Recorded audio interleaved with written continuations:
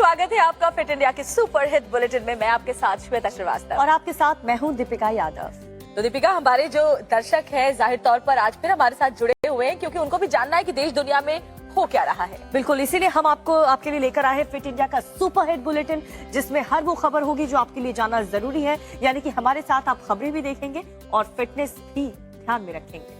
यानी अगर आप अपने घर में, अगर महिलाएं किचन में हैं, अगर पुरुष ऑफिस जाने की तैयारी कर रहे हैं, बच्चों के अपनी स्कूल की छुट्टी है, तो आप सभी बस टीवी के सामने बैठ जाइए। हमारे साथ साथ थोड़ा सा प्राणायाम, थोड़ा सी स्ट्रेचिंग करिए, यानी अपनी बॉडी को वार्म अप करिए और साथ ही साथ खबरों से भी अपडेट हो जाइए। और वो भी हर खबर जो आज दिन भर खबरों में रहेंगी, जो सुर्खियों में रहेंगी और जिसको लेकर के जबरदस्त हलचल होगी। यानी कि आपको आज अखबार पढ़ने की जरूरत नहीं होगी क्योंकि इस बुलेटिन में हर खबर हम कवर करने वाले हैं।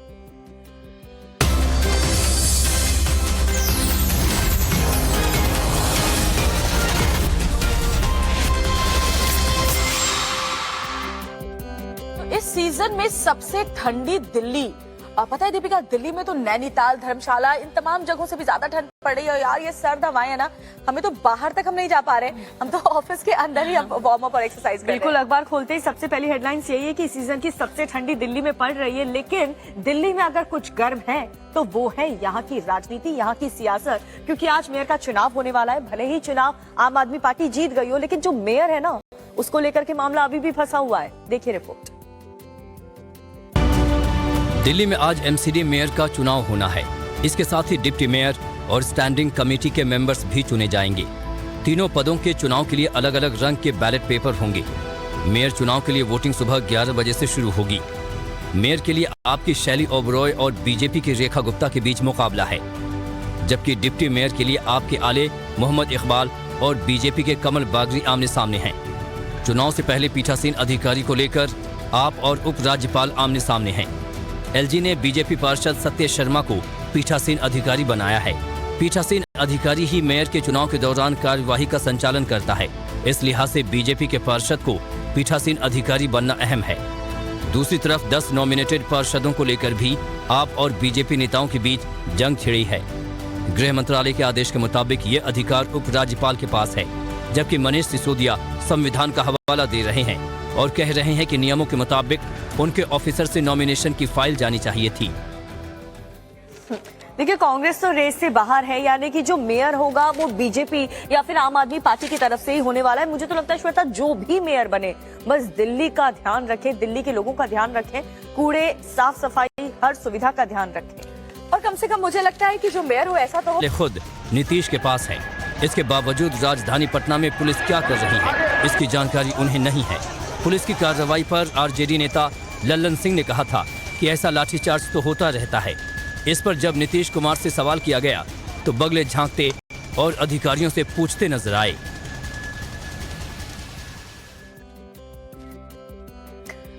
तो वाकई ये कितनी बड़ी बात है ना कि अगर आपके ही राज्य में छात्रों की पिटाई हो रही है, वो छात्र जो किसी भी देश का भविष्य है वो पिट रहे हैं और मुख्यमंत्री साहब को खबर तक नहीं। मुझे तो ऐसा लगता है दीपिका कि अकेले सरकार वहाँ तेजस्वी चला रहे हैं। क्या पता नीतीश कुमार चाहते क्या है और आने वाले दिनों में होगा क्या। लेकिन मुख्यमंत्री हो तो भाई योगी आदित्यनाथ जैसा, क्योंकि देखिए अपने उत्तर प्रदेश को चमकाने में दिन रात लगे हुए हैं। जब वो मुंबई गए 2 दिन के दौरे पर, वहां से उत्तर प्रदेश की जनता के लिए क्या क्या निवेश के तौर पर लाए हैं वो भी आप देख लीजिए इस रिपोर्ट में।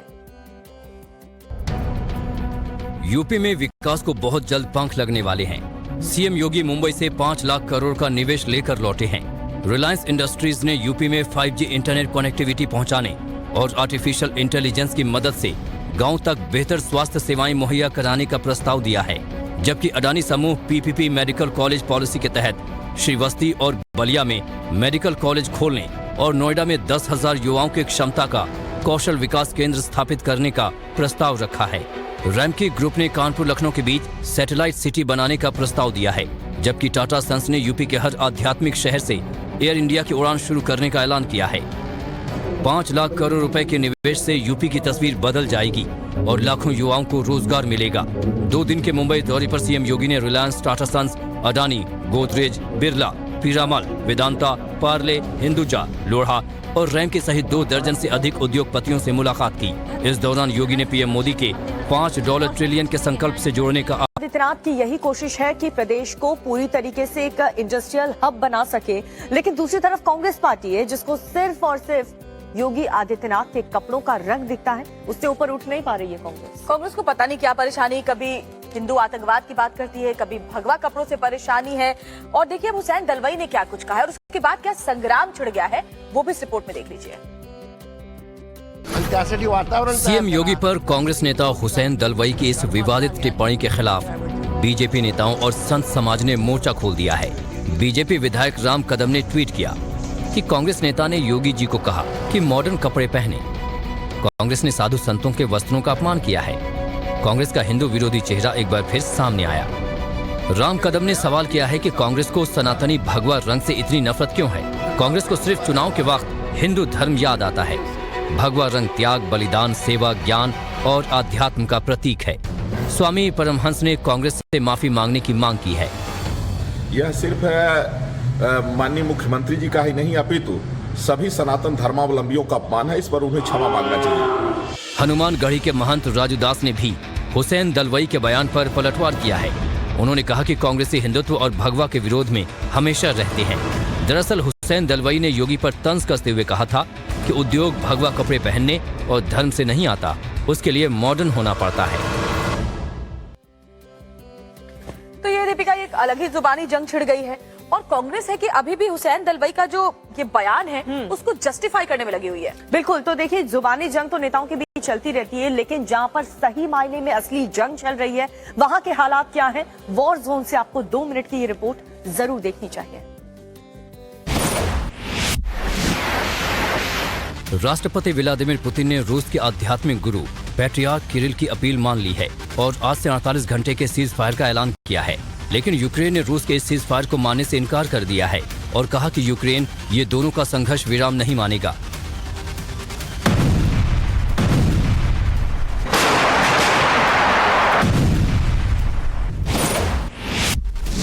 यूक्रेन का बखमुट वॉर जोन का नया हॉटस्पॉट बन गया है। रूसी सेना लगातार बखमुट में मिसाइल और टैंक से हमले कर रही है। रूस के इन हमलों से बखमुट शहर खंडहर में तब्दील हो गया है। इस तबाही का एक वीडियो यूक्रेन के स्पेशल ऑपरेशन ने जारी किया है। यूक्रेनी सेना ने ड्रोन से रूसी सेना के ठिकानों पर बमबारी की है। यूक्रेन के ड्रोन अटैक से रूसी सेना के कई ठिकाने बुरी तरह तबाह हो गए हैं। यूक्रेन के ड्रोन अटैक से बचने के लिए रूसी सेना ने नई चाल चली है। दुश्मन की आंखों में धूल झोंकने के लिए रूस ने अपने आर्मी ट्रक्स को लकड़ियों से कवर किया है। वॉर जोन से आई इन एक्सक्लूसिव तस्वीरों को देखिए। आर्मी ट्रक्स को इस तरीके से लकड़ियों से कवर किया जा रहा है जैसे ये ट्रक आर्मी के न होकर किसी आम इंसान के हों। ड्रोन कैमरा इन ट्रक्स को टारगेट न बना ले, इसके लिए ट्रक के ऊपर और दोनों साइड में लकड़ियों को लगाया गया है। रूस और यूक्रेन के बीच जारी जंग थमने का नाम नहीं ले रही है। रूस ने एक बार फिर यूक्रेन में अपनी मिसाइलों से तबाही मचाई है। रूस के इन हमलों के बाद यूक्रेन ने एक वीडियो जारी कर रूस पर रिहायशी इलाकों को निशाना बनाने का आरोप लगाया है। यूक्रेन ने कहा कि रूस जानबूझकर यूक्रेनी नागरिकों को टारगेट कर रहा है, जिसके काफी सबूत उनके पास है। रूस यूक्रेन जंग के बीच आग लगने की ये भीषण तस्वीर रूस और यूक्रेन से आई है। पहली तस्वीर में देखिए यूक्रेन की राजधानी कीव में एक कार में अचानक आग लग गई। गाड़ी में ये आग रूसी हमले में लगी है या नहीं, इसका पता नहीं चल पाया है, लेकिन इसमें किसी के हताहत होने की खबर नहीं है। वहीं आग का दूसरा वीडियो रूस के सेंट पीटर्सबर्ग से सामने आया है। यहाँ बेलारूस की एक कंपनी में भीषण आग लग गई, जिसमें 2 लोगों की मौत हो गई। तो भले ही रूस ये कह रहा है कि जो युद्ध है उस पर विराम हम लगा रहे हैं, लेकिन यूक्रेन कहाँ मानने को तैयार है। वो तो डट करके रूस के हर एक हमले का जवाब दे रहा है। लेकिन अगर वाकई में इस युद्ध पर विराम लग जाता तो कम से कम कुछ लोगों की तो जान बच पाती। जान जितने लोगों की बच जाए उतना अच्छा, लेकिन हर कोई ना कुलदीप सिंह जी की तरह लकी नहीं होता लुधियाना के, क्योंकि देखिए 6 महीने तक लगातार शूटर्स मारने की कोशिश करते रहे, लेकिन कुलदीप सिंह बचते रहे। चलिए इस रिपोर्ट के जरिए हम आपको ये भी दिखाते हैं कि लॉरेंस बिश्नोई गैंग का अगला टारगेट कौन था। हरियाणा के अंबाला से पुलिस ने लॉरेंस गैंग के 2 शार्प शूटरों समेत 5 बदमाशों को गिरफ्तार किया है। आरोपियों ने निहारसी गांव निवासी कुलदीप सिंह को मारने के लिए 10 लाख की सुपारी ली थी। कुलदीप कुमार ने पुलिस को बताया था कि उसकी ससुराल निवासी सौरभपाल और मामचंद ने उसकी हत्या की सुपारी दी है। सीआईए ने कुलदीप को संभल कर रहने की हिदायत दी थी और मामले की जांच शुरू कर दी। सीआईए ने 2 जनवरी को 2 शार्प शूटर भोपाल निवासी महेंद्र सिंह और राजस्थान निवासी रमेश को काबू किया तो सनसनीखेज खुलासा हुआ। तफ्तीश में पता चला कि सौरभपाल ने गांव बलचौर निवासी चंद्रमोहन को 6 महीने पहले कुलदीप की सुपारी दी थी। सही पहचान न होने की वजह से शार्प शूटर उसकी हत्या नहीं कर पाए। कुलदीप ने पुलिस को बताया था कि 1-2 बार उसे मारने की कोशिश की गई थी। पुलिस ने सभी आरोपियों को गिरफ्तार कर लिया है। खुफिया एजेंसियों की मुस्तैदी के बावजूद पंजाब के गैंगस्टर्स का खूनी तांडव जारी है। और इसी को कहते हैं जाखो राखी साइयां मार सके ना कोई। एक शख्स की जान बच गई और शूटर्स पकड़े गए। इससे अच्छी बात भला और क्या हो सकती है? बिल्कुल क्या हो सकती है। कुलदीप सिंह की तो जान देखिए बच गई, लेकिन कासगंज में जो हुआ ना, उस खबर को देख करके आप हैरान, परेशान और पता नहीं क्या क्या सोचेंगे। देखिए इस रिपोर्ट को। देखो भाई, ट्रेन की छत पर जलते शख्स का ये वीडियो दिल दहला देने वाला है। देखते ही देखते शख्स जलकर राख हो गया। हैरान कर देने वाली घटना यूपी के कासगंज जंक्शन की है। शख्स वेंडर था और प्लेटफॉर्म नंबर 2 पर खड़ी ट्रेन की छत पर चढ़ा था। इसी दौरान वो ट्रेन की इलेक्ट्रिक लाइन की चपेट में आ गया और जलकर उसकी मौत हो गई।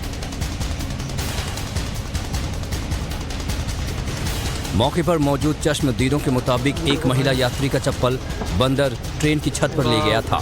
महिला की चप्पल लाने के लिए वेंडर ट्रेन की छत पर चढ़ा था, लेकिन चंद रुपयों के चप्पल के चक्कर में उसे अपनी जान गंवानी पड़ी। हैरान करने वाली घटना से स्टेशन में अफरा तफरी मच गई। मौके पर पहुंची पुलिस ने लोगों की मदद से शव को ट्रेन की छत से नीचे उतारा।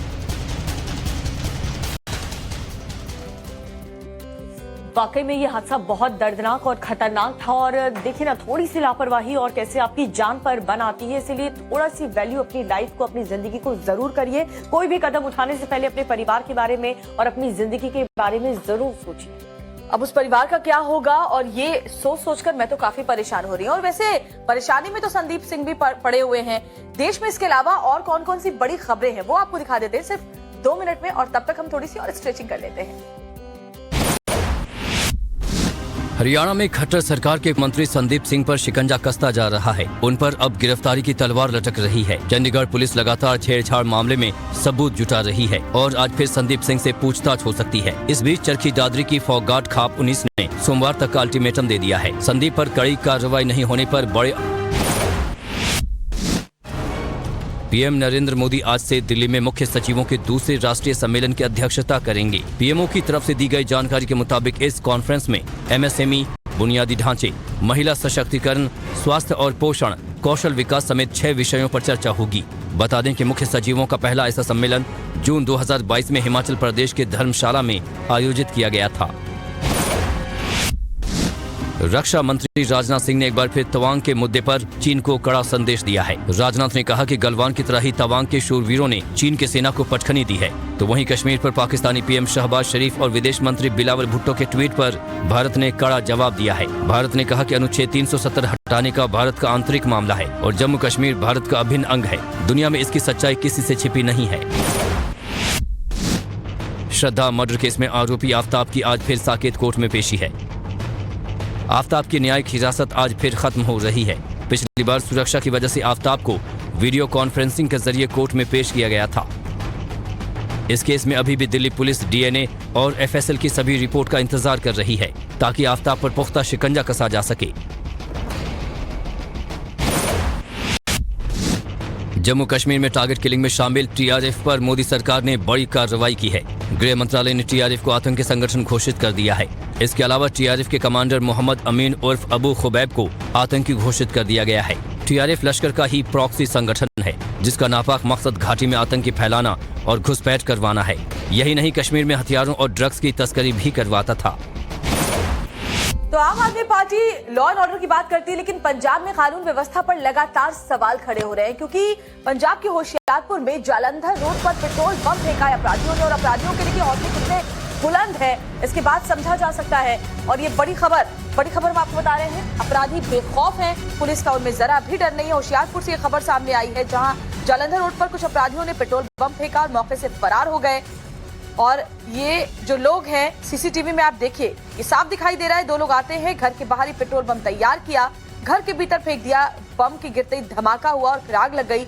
राहत की बात ये रही कि आग फैली नहीं और पास खड़ी जो गाड़ियां थी उसमें लग गई। इन तस्वीरों में आप देख सकते हैं। सीसीटीवी सामने आने के बाद पुलिस ने अपराधियों की तलाश शुरू कर दी है, लेकिन इस घटना ने पूरे शहर की सुरक्षा व्यवस्था पर सवाल जरूर खड़े कर दिए हैं। तो सुरक्षा व्यवस्था पर कई तरीके के सवाल अब खड़े हो रहे हैं। ये फुटेज में आप पूरी घटना देख चुके हैं। ये इस वक्त की बड़ी खबर हम बीच बीच में आपको बता रहे हैं, लेकिन खबरों में आगे बढ़ते हुए बात करेंगे वारंगल रेप केस की, जहां पर दोषियों को सख्त से सख्त सजा जरूर मिलनी चाहिए, ताकि कोई भी शख्स दोबारा किसी भी बेटी को तंग करने से पहले, उसे छेड़ने से पहले 100 बार सोचे। घर में तोड़फोड़ और पुलिस की मौजूदगी की ये तस्वीरें तेलंगाना के वारंगल जिले की हैं, जहां नाबालिग हिंदू लड़की के साथ दरिंदगी के खिलाफ लोगों का गुस्सा फूट पड़ा। आरोप है कि 2 मुस्लिम युवक पिछले 6 महीने से नाबालिग लड़की के साथ दरिंदगी कर रहे थे। आरोपी सगे भाई हैं और पड़ोस में ही रहते हैं। पुलिस ने दोनों को गिरफ्तार कर लिया है, लेकिन लोगों का गुस्सा नहीं थम रहा। वारंगल के पुलिस कमिश्नर के मुताबिक आरोपियों के खिलाफ आईपीसी और पॉक्सो एक्ट के तहत केस दर्ज किया गया है। 15 साल की पीड़िता के पिता ने थाने में लिखित शिकायत दी थी, जिसके बाद पुलिस हरकत में आई। नाबालिग लड़की अपने परिवार के साथ वारंगल जिले के मिल्स कॉलोनी में किराए पर रहती थी। दोनों आरोपी मकान मालिक हैं।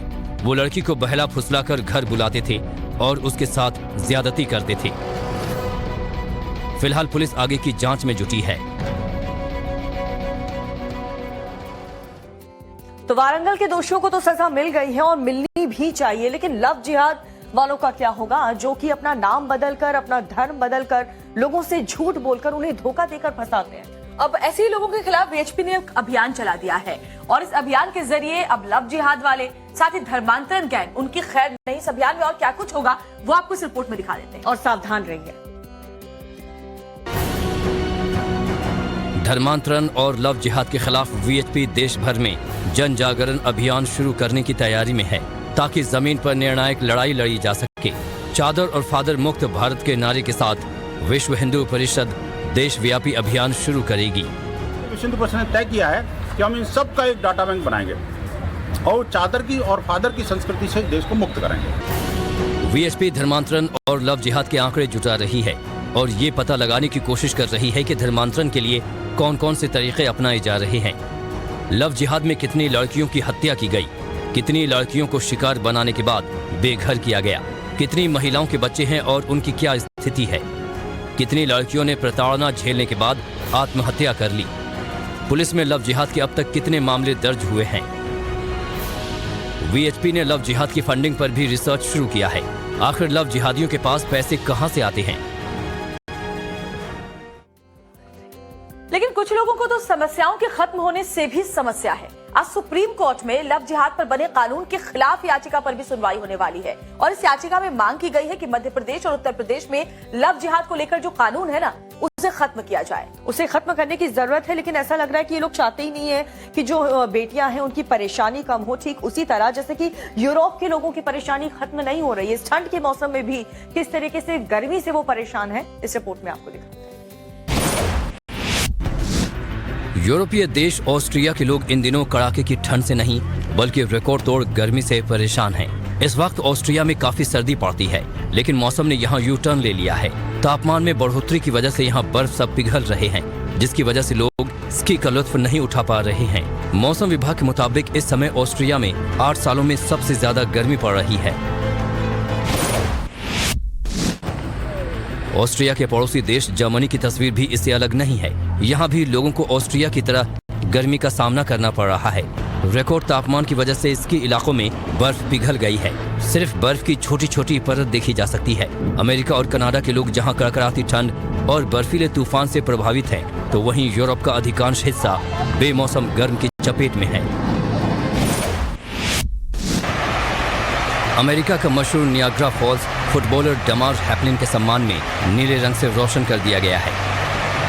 ये रोशनी 15 मिनट तक जगमगाती रही और उनके जल्द ठीक होने की कामना की गई। डमार का इलाज कर रहे डॉक्टर ने कहा कि हैपलिन की सेहत में तेजी से सुधार हो रहा है। बता दें कि हैपलिन को प्रैक्टिस के दौरान कार्डियक अरेस्ट आ गया था। ग्रीस कोस्ट गार्ड का और तुर्की कोस्ट गार्ड का समंदर में आमना सामना हुआ है। ग्रीस कोस्ट गार्ड ने तुर्की कोस्ट गार्ड को चेतावनी देते हुए फायरिंग भी की। तुर्की के जहाज समंदर में ग्रीस को घेरने की कोशिश कर रहा था, जिसके बचाव में ग्रीस ने यह कदम उठाया। हालांकि इस गोलीबारी में किसी के हताहत होने की खबर नहीं है, लेकिन दोनों देशों के बीच तनाव और बढ़ सकता है।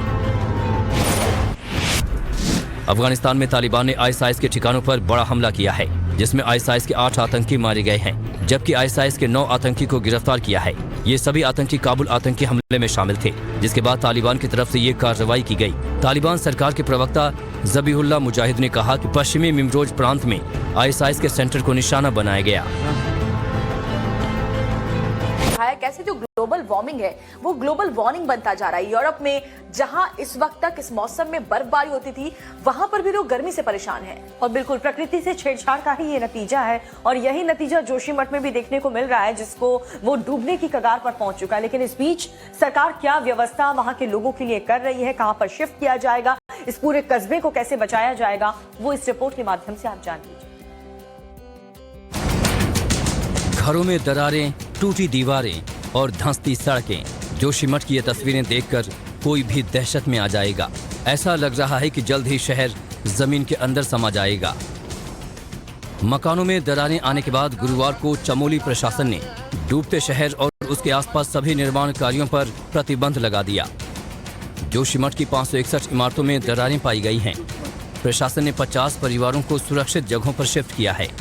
एनटीपीसी और एचसीसी कंपनियों को 2000 प्री फैब्रिकेटेड भवन तैयार करने का आदेश जारी किया गया है। आईआईटी रुड़की के प्रोफेसर के मुताबिक मानव जनित और प्राकृतिक कारणों से ऐसा हो रहा है। स्थानीय लोग एनटीपीसी की परियोजनाओं को बंद करने की मांग कर रहे हैं। दावा है कि इन परियोजनाओं की वजह से ही जमीन धंस रही है। सीएम धामी ने इसको लेकर हाई लेवल मीटिंग बुलाई है। इसमें चमोली टीम के साथ डिजास्टर मैनेजमेंट और गृह विभाग के अधिकारी हिस्सा लेंगे। श्वेता, जोशीमठ वाले केस को लेकर के मुझे लगता है सरकार काफी बहुत ज्यादा एक्टिव है, और हो सकता है उम्मीद यही है कि इंजीनियर्स और वैज्ञानिकों की जो मदद से ये जो प्रॉब्लम है वो भी सॉल्व हो जाएगी, और हो सकता है कि जोशीमठ से कोई अच्छी खबर सुनने मिले। और बहुत जरूरी है, जोशीमठ ही तो वो पड़ाव है जहां से बद्रीनाथ तक यात्रा वहां से आगे बढ़ती है। इसके अलावा हेमकुंड साहिब भी जब लोग जाते हैं, श्रद्धालु वहां से होकर गुजरते हैं। ऐसे में बहुत जरूरी है कि जोशीमठ को बचाया जाए। वैसे एक अच्छी खबर कल ये भी आई कि राम मंदिर की जो फाइनल डेट है वो भी गृह मंत्री अमित शाह ने अनाउंस कर दी। दिखाते हैं आपको इस रिपोर्ट में।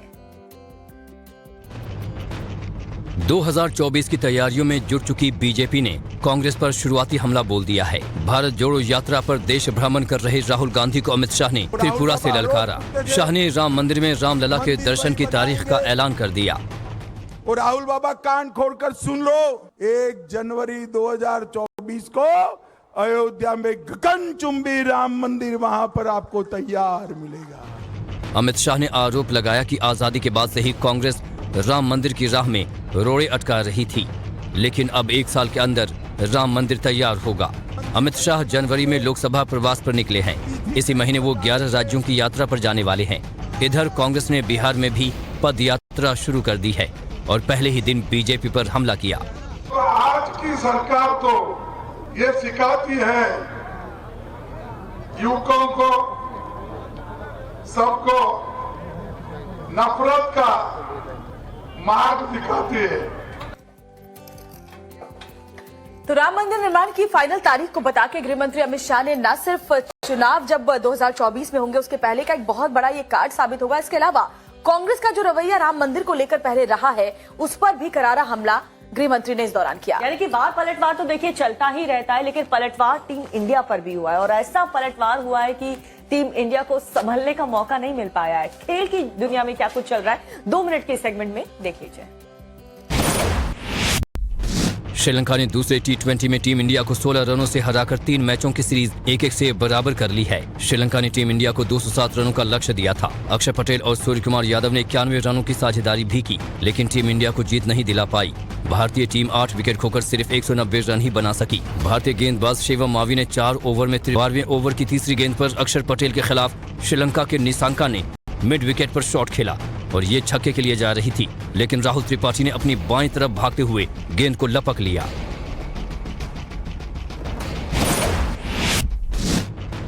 एशिया कप में भारत पाकिस्तान एक बार फिर आमने सामने होंगे। ये टूर्नामेंट इसी साल सितंबर में खेला जाएगा। इसका ऐलान एशियन क्रिकेट काउंसिल के अध्यक्ष जय शाह ने किया है। बता दें कि ये टूर्नामेंट वनडे फॉर्मेट में खेला जाएगा। साथ ही महिला क्रिकेट को भी बढ़ावा देने के लिए एशिया क्रिकेट काउंसिल ने कई अहम फैसले लिए हैं। जय शाह ने एशियाई क्रिकेट का 2 साल का रोड मैप भी जारी किया है।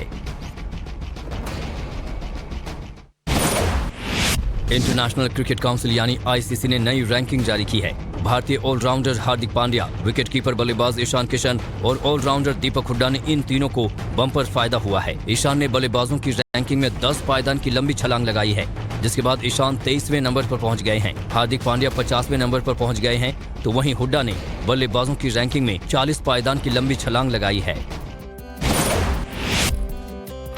तो खेल और राजनीति जगत की खबरें तो चलिए ठीक है, लेकिन एक खबर है जिसने हर किसी को परेशान कर दिया है, वो है अंजलि का केस। दिल्ली में ये जो केस जब से उलझा हुआ है, इसको लेकर के कई तरीके के अब सवाल उठ रहे हैं। कल ही देखिए इन 5 ही आरोपियों की कस्टडी भी बढ़ा दी है।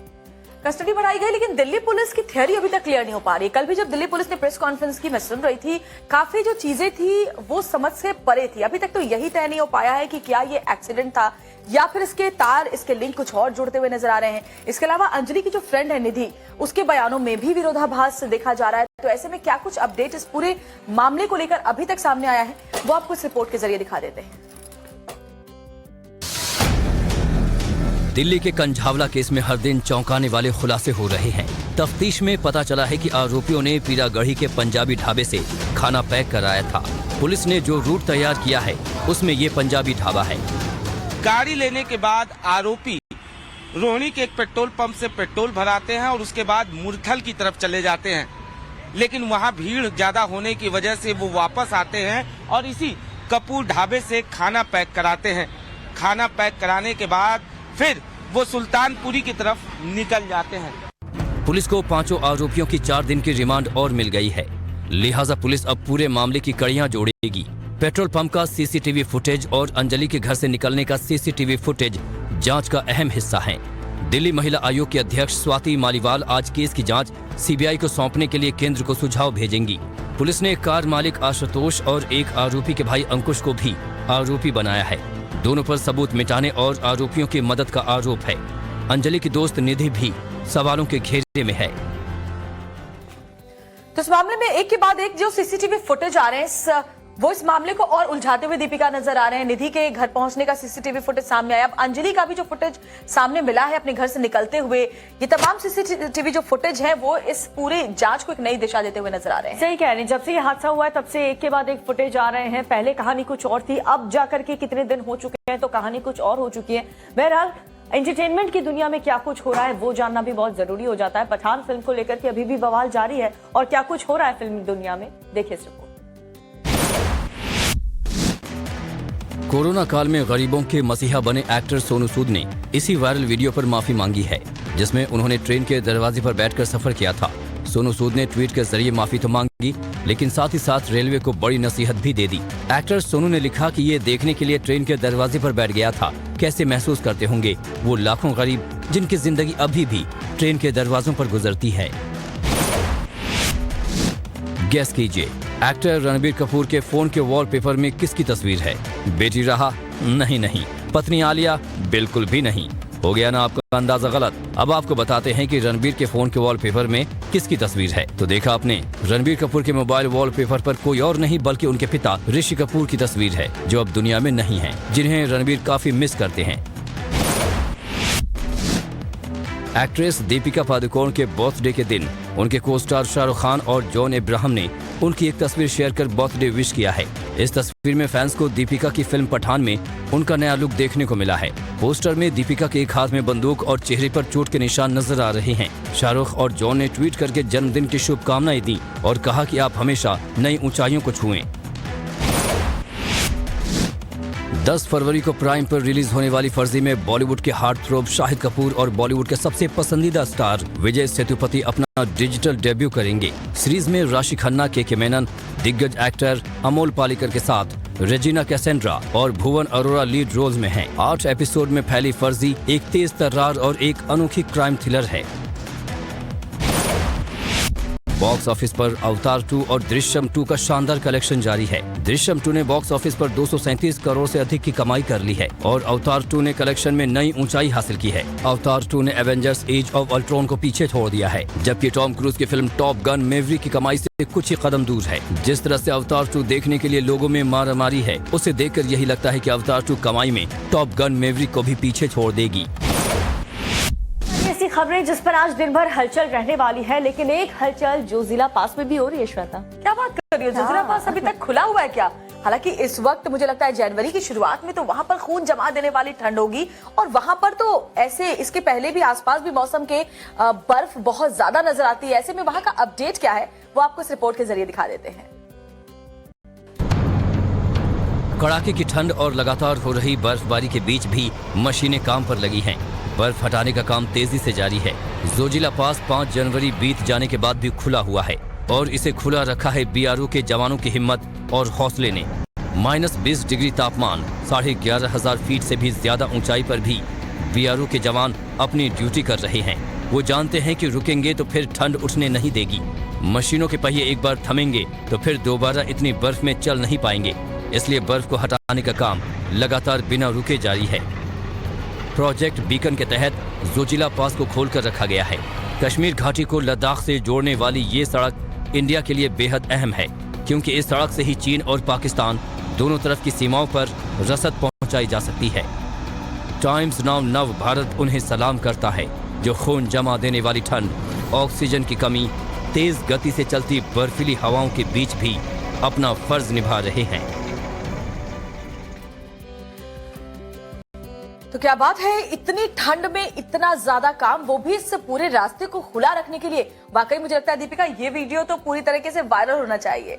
वायरल होना चाहिए और काफी कुछ है जो इस दुनिया में, देश में अच्छे अच्छे वीडियोस भी वायरल हो रहे हैं। उस वायरल वीडियो के सेगमेंट को भी आप जरूर देखिए 2 मिनट में। सोशल मीडिया पर भाई बहन के प्यार का अनोखा वीडियो काफी वायरल हुआ है, जिसे लोगों ने काफी पसंद किया है। उसकी बहन साइकिल से गिरे नहीं, इसलिए ये भाई अनोखा जुगाड़ करता है। वीडियो में देखिए, ये भाई अपनी बहन को एक कपड़े से उसके दोनों पैरों को आगे साइकिल फ्रेम से बांध देता है, ताकि गलती से भी उसकी छोटी बहन नहीं गिरे। महज 22 सेकंड्स के इस वीडियो को लोगों ने काफी पसंद किया है। ये वीडियो 25 सेकंड का है। इसमें देखा जा सकता है कि डीटीसी क्लस्टर बस के एक ड्राइवर ने चाय की खातिर बीच सड़क पर ही बस रोक दी। वो बस से उतरा, दुकान पर जाकर चाय का कप लिया और फिर फटाफट बस की तरफ भागते हुए आने लगा। तो कुछ लोगों ने उसका वीडियो बना लिया, लेकिन चाय लेने के दौरान सड़क पर जाम भी लग गया। इस क्लिप को अब तक 12,000 से अधिक व्यूज मिल चुके हैं, जिसे सोशल मीडिया पर 2 जनवरी को पोस्ट किया गया था। ये वीडियो उस बात की गवाही है कि सिर्फ हमारे यहाँ ही नहीं, बल्कि पड़ोसी मुल्क पाकिस्तान में भी स्टूडेंट आंसर शीट पर अजब गजब बातें लिख कर आते हैं। साथ ही टीचर के दर्द को भी समझ सकते हैं, जो इस क्लिप में साफ नजर आ रहा है। बता दें कि स्टूडेंट ने आंसर शीट पर गाना लिख दिया है और जब कुछ समझ में नहीं आया तो म्यूजिक की धुन भी कॉपी पर उतार दी। 1.5 मिनट का ये वीडियो सोशल मीडिया पर काफी वायरल है।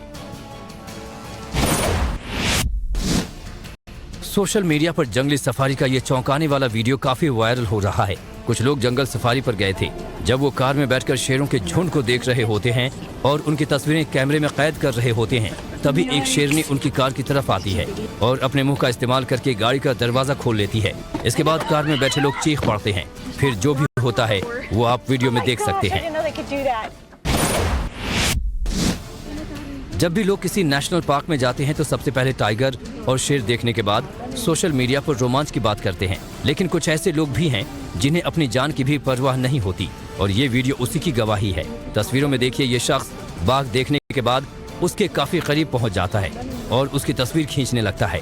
वायरल हुए इस वीडियो पर लोगों ने इस शख्स की काफी क्लास लगाई है। देखिए, ठंड तो बहुत ज्यादा वाकई में है, नो डाउट। जो दिल्ली एनसीआर में रह रहे हैं वो समझ रहे होंगे, लेकिन ठंड की वजह से देखिए जाम की समस्या भी काफी ज्यादा बढ़ जाती है, क्योंकि फॉग बहुत ज्यादा हो जाता है। लेकिन थोड़ी सी चाय अगर मिल जाए इस ठंड में तो थोड़ी ठंड तो भाग जाती है। श्वेता, मतलब अपने शो के बाद दीपिका अब तुम मुझे चाय पिलाओगी, वो अदरक वाली, तुमने चाय की याद दिला दी मुझे। और वाकई चाय तो मुझे लगता है हमारे देश में लोगों का सबसे प्रिय पेय है। वैसे नेशनल डिश घोषित कर देना चाहिए, सीरियसली नेशनल बेवरेजेस को घोषित कर देना चाहिए। लेकिन ठंड ने वाकई इस बार तो पूरे के पूरे रिकॉर्ड तोड़ दिए हैं। पंजाब की बात करो, राजस्थान की बात करो, दिल्ली की बात करो, कई सालों का रिकॉर्ड टूटा है। उत्तर भारत में ठंड का सितम अभी कैसा चलने वाला है वो आपको इस रिपोर्ट के जरिए दिखा देते हैं। उत्तर भारत में कड़ाके की ठंड का सितम जारी है। राजस्थान में ठंड से आम लोगों का जीना मुहाल हो गया है। ठंड इतनी ज्यादा है कि अलाव भी लोगों को सहारा नहीं दे पा रहा। राजस्थान के चूरू में तापमान -1 डिग्री रिकॉर्ड किया गया। वहीं माउंट आबू में तापमान -0.5 डिग्री दर्ज किया गया। फतेहपुर में भी तापमान -1 डिग्री है, जबकि जोबनेर में तापमान -0.5 डिग्री से भी नीचे दर्ज किया गया। देश की राजधानी दिल्ली में भी सर्दी का सितम जारी है। राजधानी दिल्ली में शिमला से भी ज्यादा ठंड पड़ रही है। दिल्ली में लोधी रोड पर तापमान 2.8 डिग्री रिकॉर्ड किया गया, जबकि नजफगढ़ में तापमान 2.2 डिग्री सेल्सियस रहा। शिमला का न्यूनतम तापमान 3.7 डिग्री रिकॉर्ड किया गया। ठंड के अलावा घना कोहरा भी उत्तर भारत को परेशान कर रहा है। पंजाब में भी कड़ाके की ठंड पड़ रही है। अमृतसर में तापमान 0 डिग्री के करीब है, जबकि घने कोहरे के चलते रेल सेवा पर भी असर पड़ रहा है। वाकई इस बार ठंड बहुत ज्यादा पड़ रही है और मुझे लगता है कि पिछले 8-10 सालों का रिकॉर्ड उत्तर भारत के कई शहरों में ठंड का टूट गया। दीपिका, ठंड बहुत ज्यादा है और इसी भीषण ठंड में जैन समाज के लोग देखिए नाराज होकर के अपनी मांगों को लेकर के धरना प्रदर्शन कर रहे हैं। लेकिन इसी बीच जयपुर से एक बहुत ही दुखद खबर आई है, देखिए।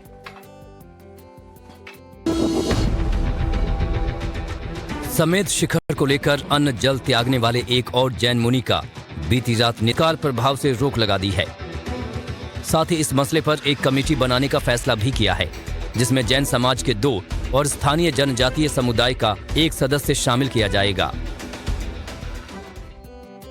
तो श्वेता, दिल्ली की खबर हो, राजधानी की या फिर जैन समाज के लोगों की खबर, देश दुनिया की हर वो खबर हमने हर बार की तरह इस बार भी इस बुलेटिन के जरिए आप तक पहुंचा दी है। तो सुबह में 6:50 से लेकर के आगे 1 घंटे तक अगर आप रोज ये बुलेटिन देखेंगे ना, तो यकीन मानिए ना आपको अखबार पढ़ने की जरूरत पड़ेगी, ना आपको इंटरनेट पर समाचार पढ़ने की जरूरत पड़ेगी। पूरे दिन की तमाम बड़ी खबरों से आप हमारे साथ जरूर अपडेट हो जाएंगे। इसलिए कल फिर आपसे मुलाकात होगी। आप देखते रहिए देश और दुनिया की सभी खबरों के लिए फिट इंडिया का सुपर हिट बुलेटिन।